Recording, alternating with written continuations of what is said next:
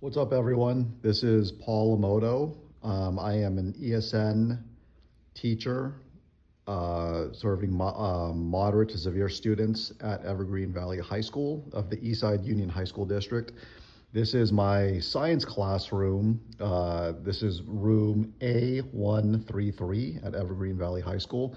So I'm going to walk around the room, kind of show you the design and kind of the logic, the reasoning, kind of show you the inclusive setting and how I'm engaging students. So science classroom. So I like to have, some posters on here to let people know, some fun posters to let people know that it's science and to have fun with it.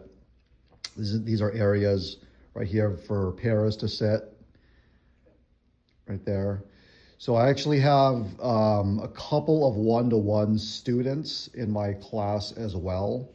So the para sitting right here is just sitting very closely to his one-to-one student. In the corner here, I have a lot of science material. I have coffee too for paras if they need. I have turn-in trays as well, so students know once we're done with an assignment to turn it into their respective period, first period, second period, fourth period, and fifth period. So they turn in right there. I also have the school schedule. So we have Monday schedule, which is you see all the different classes. And then you have Tuesday and Thursday, which are called teal days. So students know that they go to their odd periods, 1, 3, 5, and sometimes 7. And then silver days are Wednesdays and Fridays. You have your second period, fourth period, and sixth period. So the even period. So I have it up here just for students to have access and so they know the schedule. And we'll go over it every day in class. We'll go over what day it is, what classes they have, just so they know. And then we'll go over tomorrow too, just so that they know which classes that they will be going to for each respective day. So I have parents sitting here. So I have a wall. First week of school, I had the students kind of do an all about me. So it's a coloring sheet and they got to answer specific questions about kind of what their interests are, favorite candy, favorite place, about their family as well. So just get to know the students, have them do something fun, just to get to know them, build rapport with them. Okay. I have a group of seats right here. And we have a nice little area outside so you can see the students walking the campus.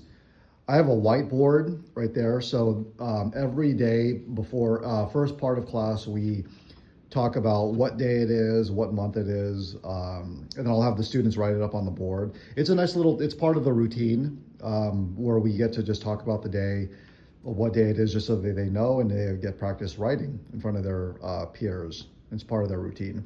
This table right here is a nice little calming table. So anyone feels stressed, anyone has anxiety, anyone feels overwhelmed, they can sit at this table right here. Okay.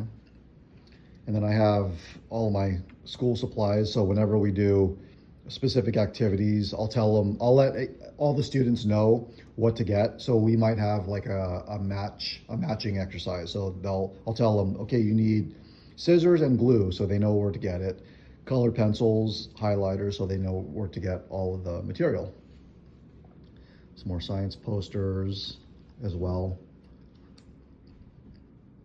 This is my desk right here. So I get to see all the students. And then we use this board right here.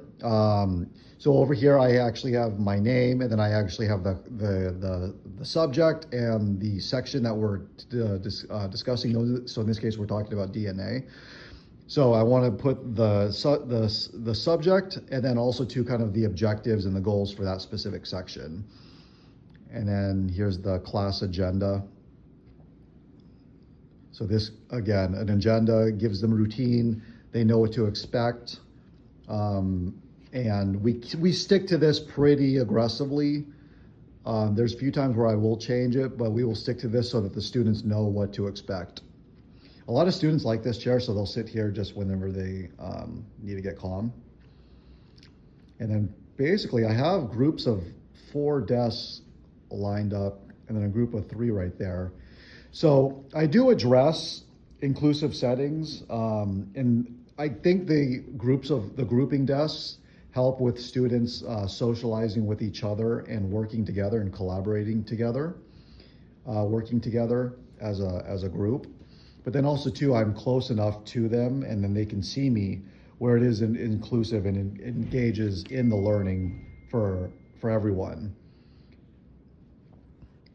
And I walk the room a lot, and so that's another kind of method to engage the learners, is not just standing at my desk and yelling from the front, but it's walking around and being next to the students, so that engages learning and it kind of builds that communication and rapport. I also do UDL and high leverage practices for inclusive classrooms as well, because I have the paras sitting close to the students and really working with them and collaborating, just so that the students can feel engaged, and it helps with their learning as well.